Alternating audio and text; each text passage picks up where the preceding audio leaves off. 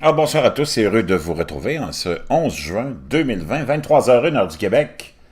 J'espère que vous allez bien, que vous avez passé une belle journée, que vous êtes en forme pour les épreuves qui nous attendent. On est un peu comme Astérix et Obélix, hein? On a des épreuves incroyables qui nous attendent, puis on n'a pas de potion magique.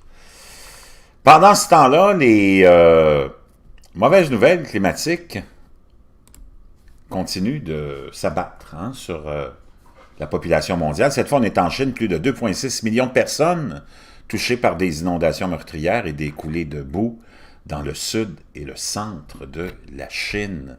Vraiment des images saisissantes. Les inondations et les coulées de boue généralisées depuis le 1er juin, imaginez-vous 2020, ont touché plus de 2,6 millions de personnes dans les régions du sud et du centre de la Chine. Hécatombe après hécatombe après hécatombe. Hein? C'est vraiment, vraiment fascinant de voir qu'il n'y a personne qui est épargné et que c'est continuel, qui a entraîné un nombre croissant de décès et de dommages au 11 juin. Au moins 13 personnes sont mortes, 2 sont toujours disparues, portées disparues, et environ 230 000 ont été déplacés parmi les provinces touchées.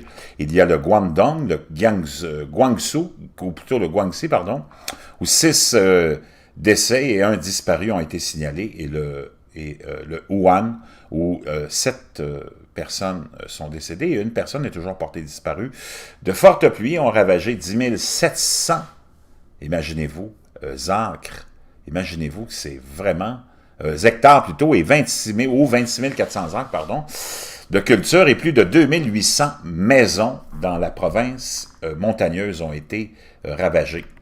Le ministre de la Gestion des urgences du pays a confirmé jeudi, le 11 juin, qu'environ 228 000 personnes avaient jusqu'à présent été contraintes de quitter leur domicile. Donc ça, c'est vraiment, vraiment tout un cataclysme qui s'abat climatique sur eux. Il y a beaucoup d'images renversantes. Je vais vous laisser ça dans la boîte de description. Ça, sans compter tout ce qui s'est passé un petit peu partout. À travers le Midwest aux États-Unis, aussi, qui ont été touchés par la fameuse tempête Cristobal, qui ont laissé derrière elles des violents orages, une trace de destruction dans le Midwest et le Nord-Est, et plus de 600 000 personnes sans électricité.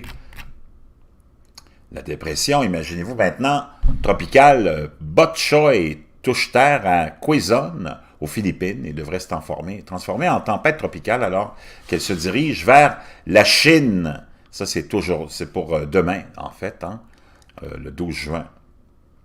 De fortes pluies et la grêle entraînent de graves inondations à Mexico. Une violente tempête de sable traverse Donggobi, en Mongolie. On vient de voir la nouvelle maintenant de la Chine, où plus de 2,6 millions de personnes sont touchées.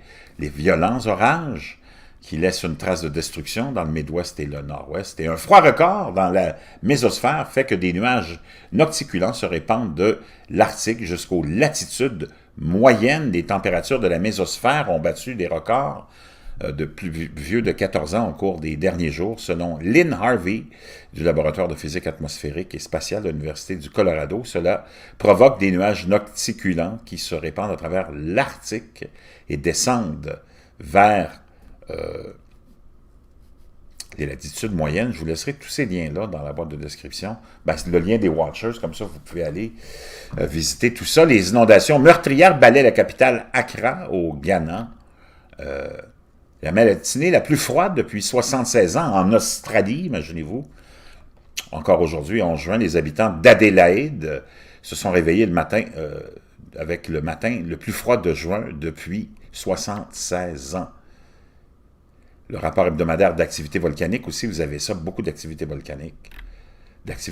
On est aussi au bord de la pire crise alimentaire depuis 50 ans, imaginez-vous, nous prévient l'ONU.